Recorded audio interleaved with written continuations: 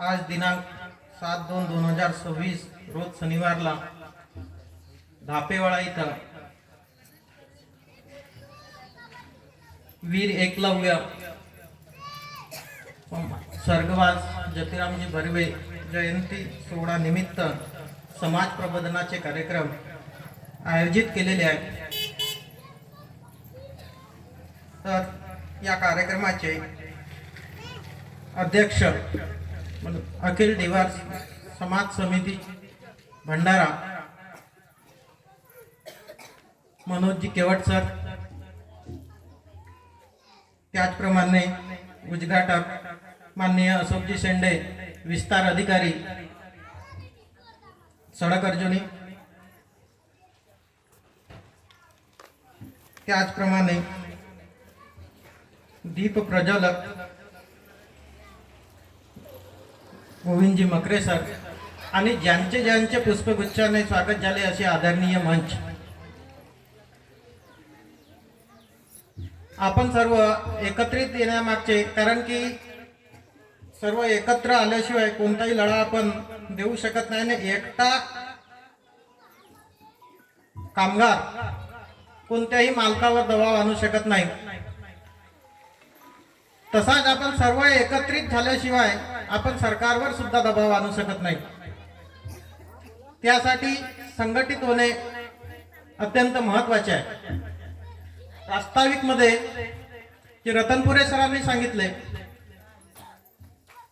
की या छोट्याशा गावात समाजाची 2 विभागात फाळणी झाली आणि आज इथं या सभामंडप जे मंच भरलेला असला पाहिजे होता तो आज दिसत नाही। तसेच महाराष्ट्रामध्ये भोई समाजाच्या ज्या संघटना आहेत अशा कित्येक नावांनी ज्या संघटना आहेत आणि ह्या विखुरल्या असल्यामुळे आपल्याला नेमका लढा देता येत नाही। आज स्वातंत्र्याला जरी 75 वर्षाहून अधिक वर्ष झाले असतील तरी पण विमुक्त भटक्याच्या पदरात काय पडली तर निराशा। याचे महत्त्वाचे कारण म्हणजे मला 3 आठवतात। एक म्हणजे या समाजाची संघटना नाही, दुसरी गोष्ट या समाजाचा प्रतिनिधित्व करणारा व्यक्ती नाही आणि तिसरी गोष्ट स्थानिक स्वराज्य संस्थेमध्ये विमुक्त भटक्यांना मुळीच आरक्षण नाही। याचा महत्त्वाचा कारण म्हणजे जरी आम्हाला राजनीतिक क्षेत्रात आरक्षण असलं असतं, शैक्षणिक क्षेत्रात आरक्षण असलं असतं तर निश्चितच आपला कुठेतरी विकास झाला असता आणि आमचे लोक राजनीतिक क्षेत्रात सुद्धा असले असते। परंतु आरक्षण नसल्यामुळे आपण खूप आपल्यामध्ये एक मागासलेपणा आहे। साधारणतः विचार केला असता मी एकदा बडोले साहेबांकडे हा प्रश्न सामाजिक न्याय मंत्री असताना मांडला की प्रत्येक नेता टीका करते म्हणलं आमच्या समाजाचा मुलगा शिकत नाही, परंतु तो का शिकत नाही याचे तरी कारण तुम्ही शोधून काढले का? त्यावेळी गोंदियाला जिल्हा अधिकारी अभिमन्यू काळे म्हणून सर होते आणि तेही तिथंच होते। प्रत्येक नेता टीका करतो की या समाजाचा पोरगा शिकत नाही, परंतु तो का शिकत नाही याचे कारण शोधून काढलेच नाही सर तुम्ही, आणि उलट आमच्यावर टीका करता। याचं म्हणलं महत्त्वाचं कारण आहे की आम्हाला त्या सवलती नाहीत, त्या आरक्षणाच्या सवलती नाही आहेत, त्यामुळे आम्ही शिकू शकत नाही। साधारण म्हटलं ठीक आहे, एखादा मुलगा फर्स्ट इयर सेकंड इयर मुलगा शिक्षण घेऊ शकते, परंतु एखाद्या मुलाचा नंबर MBBS ला लागला, एखाद्या मुलाचा BMS ला नंबर लागला, एखाद्या मुलाचा इंजिनिअरिंगला नंबर लागला तर त्याचं साधा पोट भरणे या समाजाच्या मुश्किल आहे, तर तो पुढचं शिक्षण कुठून घेईल? हा एक म्हटलं महत्त्वाचा भाग आहे सर। आज या महाराष्ट्रात नोमॅडिक ट्राईबची संख्या जरी 1,27,00,000च्या जवळपास असेल तर SC शेड्यूल ट्राईबची संख्या या महाराष्ट्रात 1,33,00,000च्या जवळपास आहे। परंतु बडोले साहेब म्हटलं मी त्या SC ची जी संख्या महाराष्ट्रात 1,33,00,000च्या जवळपास ही जी संख्या महाराष्ट्रात तुमची आकडेवारी दाखवते, त्यात अर्थसंकल्पात तुम्ही महाराष्ट्राच्या बजेटमध्ये तुमच्या मुलांना किती टक्के वाटा देता आणि आमच्या मुलांना किती टक्के शिक्षणामध्ये वाटा देता, अर्थसंकल्पात किती तरतूद आहे याचेच मला आकडे सांगा म्हटलं। त्यानंतर या समाजावर टीका करा। कारण सर म्हटलं तुमच्या मुलांना जर हॉस्टेलची सुविधा, स्कॉलरशिपची सुविधा जर हे नसती तर ते शिकलेच नसते. जर तेवढी सुविधा आम्हालाही असती तर आमची मुलं आज अशी राहिले नसते. परंतु शिक्षण महत्वाचे आहे. शिक्षणाशिवाय भांडता येत नाही. जोपर्यंत आपण शिकणार नाही, उच्च शिक्षित होणार नाही, तोपर्यंत आपल्याला समजणार नाही. एकदा मी आता माग 6-7 महिन्यापूर्वीची एक केटीएचची गोष्ट सांगतो, मेडिकल कॉलेज गोंदियाची, की शिक्षणाचं महत्व काय. एका पेशंटला मी खूप साऱ्या पेशंटला हलवला, इथंच नाही नागपूरपर्यंत नेलेला आहे आणि खूप त्यांची एक सेवा करणाराच व्यक्ती आहे मला, म्हणून त्याच्यामध्ये एक अनुभव आहे. गोरेगाव आरेतला तो पेशंट ऍडमिट होता. त्यांनी गोंद्याला रेफर केला. रेफर केल्याच्या नंतर मीच त्याला स्वतः घेऊन गेलो. तिथं मोनाल अग्रवाल म्हणून मॅडम होत्या. रात्रीचा वेळ होता. माझ्या लक्षात ते आलं नाही. जेव्हा मी ऍडमिट करायसाठी गेलो तेव्हा माझ्या लक्षात आलं नाही की यांचे प्लेटलेट किती असतील.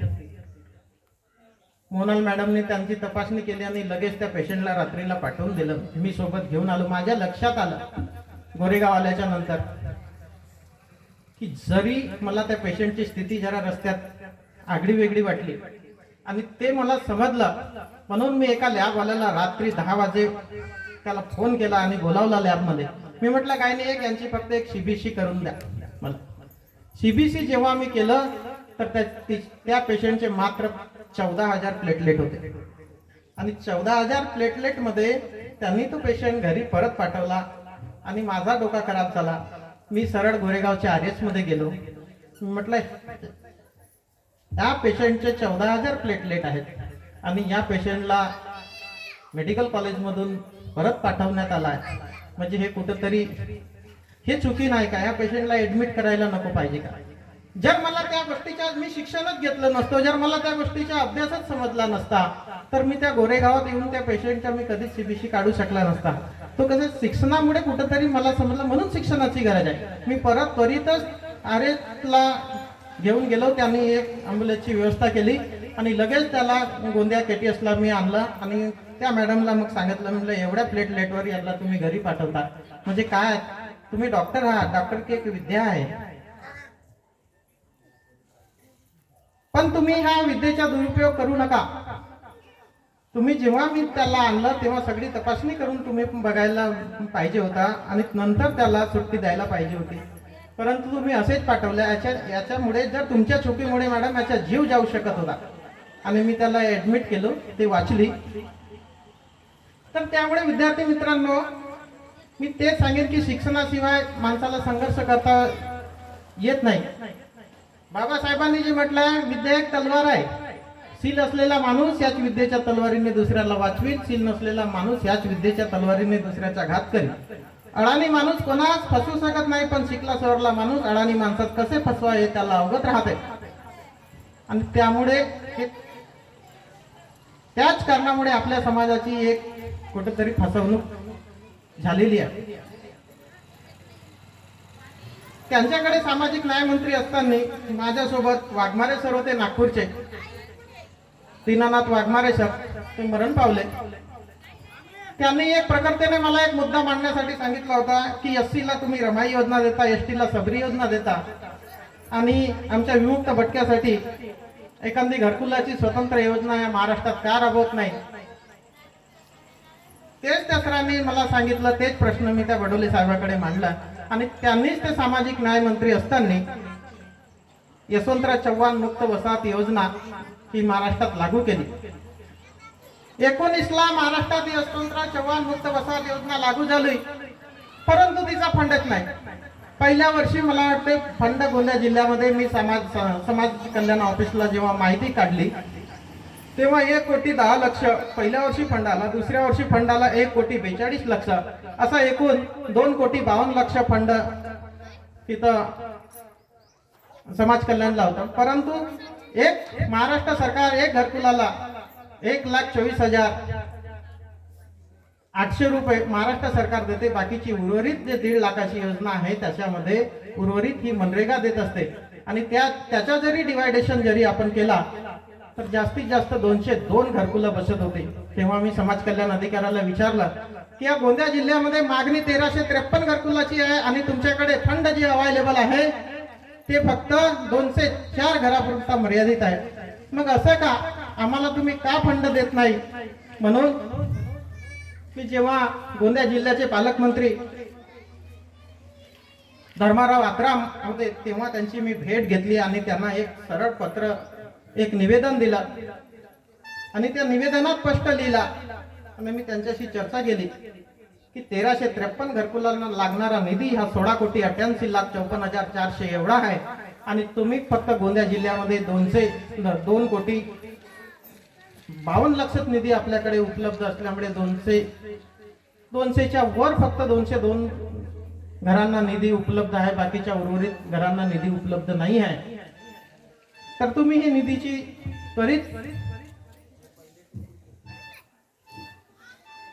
त्वरित आम्हाला निधी उपलब्ध करून द्या म्हणून मी त्यांना एक निवेदनाच्या माध्यमातून प्रत्यक्ष जाऊन भेट दिली. त्यांनी लगेच 8-10 दिवसातच ते सगळं बोलण्याच्या नंतर त्यांनी ते लगेचच निधी पाठवली. त्यानंतर अजूनही ते निधी प्रलंबितच आहे गोंदिया जिल्ह्यात आणि अजूनही आता यशवंतराव चव्हाणची निधी आलेली नाही आहे. प्रस्ताव आजही प्रलंबितच आहे. तर महत्वाचा मुद्दा म्हणजे आपल्याला जर आरक्षण मिळालं नाही, आपला समाज म्हटला की एक कासवासारखा आहे. कासवाच्या पाठीवर थाप दिली की कासव आपले हातपाय लपवून जसा जीवन जगतो तसा माझा समाज आहे. एखाद्या गावच्या प्रतिष्ठित जो राजकीय व्यक्ती आहे त्यांनी जर म्हटलं की इथं मत द्यायचं आहे, मत देऊन देते, आपला समाज घोडा आहे. परंतु आमच्या मतावर निवडून आल्याच्या नंतर आम्ही जरी यांना कशासाठी पाठवत असतो, आमदार वगैरे जे आहेत आमचे प्रतिनिधित्व करतील, आमचे प्रश्न त्या विधानसभेत मांडतील, परंतु आमचे प्रश्न मांडण्याच्या ऐवजी हे आमच्याकडे दुर्लक्ष करत असतात. मला चांगला अनुभव आहे. मी 26 जून 2014च्या शासन निर्णयाच्या विरोधात महाराष्ट्रात एक जे लढा देण्याचं काम केलं, त्यावेळी मुंबईला एक शिंदे नावाचे कमिशनर होते. मी स्वतः एकटा या गोंदिया जिल्ह्यातून त्या मुंबईला जे आयुक्त होते मत्स्य विभागाचे त्यांच्याकडे स्वतः भेट दिली आणि जेव्हा त्यांच्याशी मी चर्चा केली की 26 जून 2014चा शासन निर्णय कसं काय आहे, त्या बाबतीत त्यांनी मला सरळ सांगितले, दादा म्हणे मी जरी या म्हणे महाराष्ट्राच्या या फिशरीज विभागाचा जरी कमिशनर असेल म्हणे तरी पण मी सरकारचा नोकर आहे म्हणे. जे काही हे चुकीचे शासन निर्णय बनवणारे आहेत म्हणे हे सर्व लोक म्हणे हे तुमचे निवडून दिलेले प्रतिनिधी आहेत म्हणे. तुम्ही यांनाच त्यांचा जबाब विचारा म्हणे, तेच तुमचे प्रश्न मार्गी लावू शकतील म्हणे. तसंच मी काल नागपूरला एका बैठकीला मी गेलो होतो. तिथं खासदार महोत्सव राष्ट्रसंत तुकडोजी महाराज विद्यापीठला होता.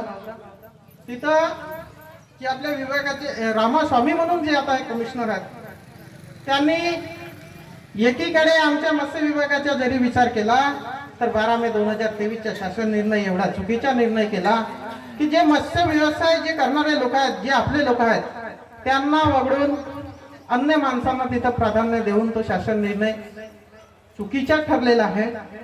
आणि एका बाजूला त्यांनी मत्स्य व्यवसायाला कृषीचा दर्जा दिला, पण हे कुठेतरी समाजाची मला फसवणूक दिसत आहे. तर हे सगळं फसवण्याचं काम सरकारचं वाटत आहे. जरी महाराष्ट्रात जरी या सहकार कायद्यानुसार 1960च्या कायद्यानुसार कलम 9 प्रमाणे ह्या संस्थेची निर्मिती झाली असेल आणि त्या संस्था ज्या नोंदणी आहेत त्या संस्था संसाधन म्हणून वर्गीकृत आहेत, मग याचं काम कशाचं की या संस्थांना वगळून जर अन्य माणसं तिथं जर येत असतील आणि क्रियाशीलतेची जरी व्याख्या ते चुकवत असतील तर कुठेतरी आपल्या समाजाचा खूप मोठा नुकसान करण्याच्या मागे सरकारचा एक मोठा हात आहे. दुसरा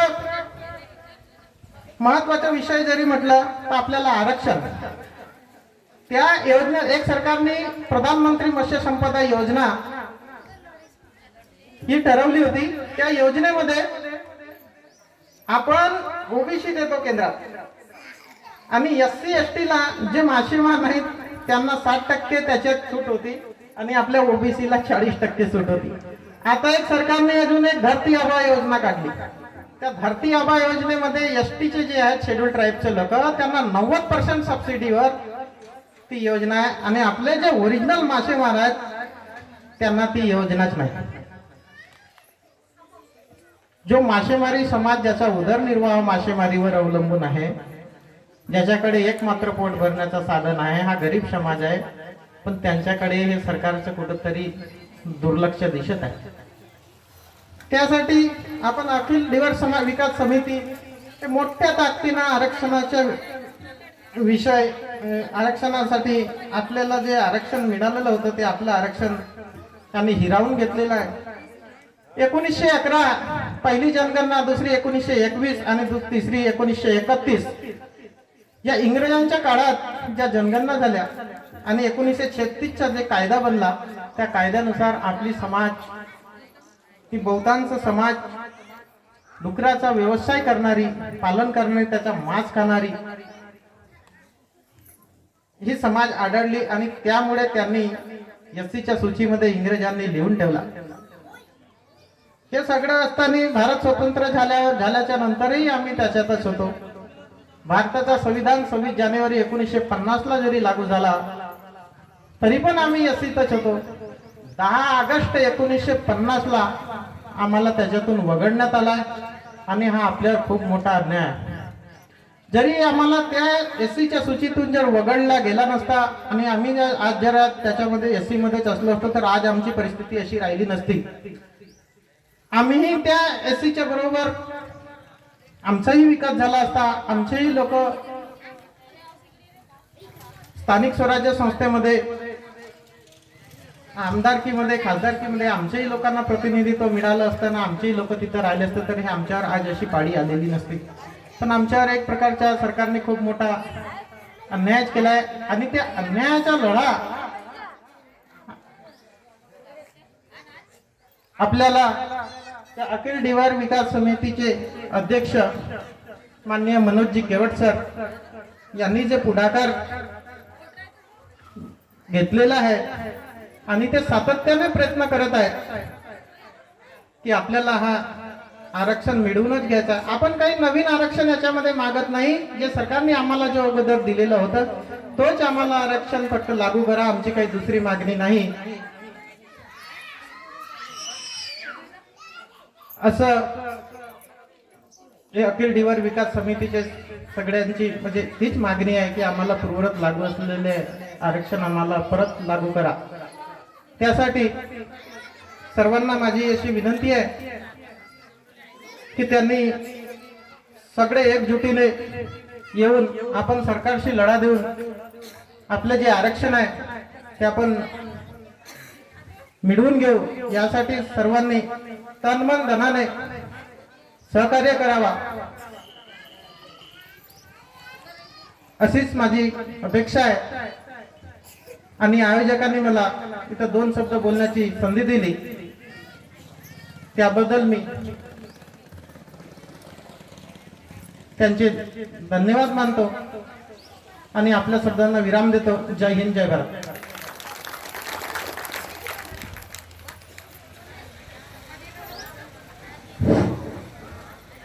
धन्यवाद कांबळे साहेब. आम्हाला दिवस समाजाबद्दल खूप छान मार्गदर्शन केलं. यानंतर मी पाचारण करत आहे संतोषजी उक्ते, रोजगार सेवक, धापिवाडा.